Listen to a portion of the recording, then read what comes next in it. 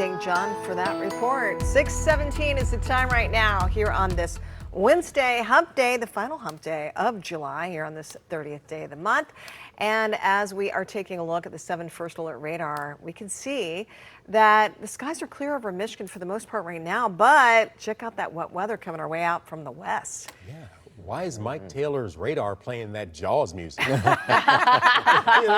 Those two notes, man. Yeah. There are times I wish I had that on the soundboard. Oh, I'm right. talking about the humidity coming back, creeping in, Right. and also when you got the storms that you can see, you know, closing in on you. True. I'm ready for the 70-degree weather you told us was coming. By this time tomorrow, we'll be talking about that 70-degree weather. We just have to get there first. It will be hot and humid again today, but today is the day of transition. So in the Day Planner Plus, first things first, we'll talk about what this day is going to add up to. Numbers will climb near 90, thinking we finished just shy of it. But like we've seen before, in the heat of the afternoon, showers and storms could flare up. Any one of these storms could be intense with vivid lightning, heavy rainfall. 87 in Detroit, 85 in Windsor and Mount Clemens. A little bit cooler in Port Huron. The clouds, the rain, and also a northeasterly flow that could set up might keep you a little bit cooler than our friends down in Monroe, as well as Adrian, for instance, where you'll be closer to 90.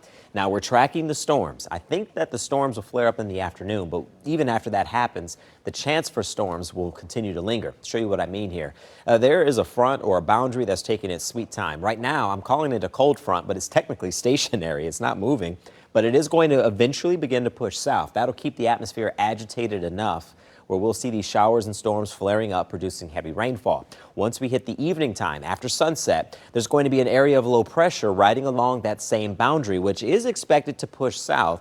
The question is, if it does park itself further north, say around the M59 corridor or along 8 Mile, the area of low pressure riding along that boundary will be able to bring heavy rainfall closer to Metro Detroit.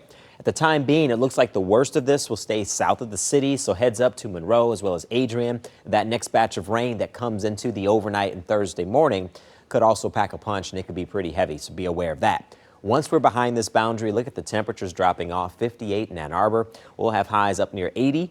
That's right, up near 80, so it'll be a struggle to get there, and we cool down to the 40s and 50s after that. So you'll see the change and feel the change after tomorrow. So 73 will be the high temp for your Thursday. That's, of course, dependent on the clouds and where that system sets up. Upper 70s on Friday. The 80s are back for the weekend, and also the humidity returns to start next week. All right, Mike, thank you.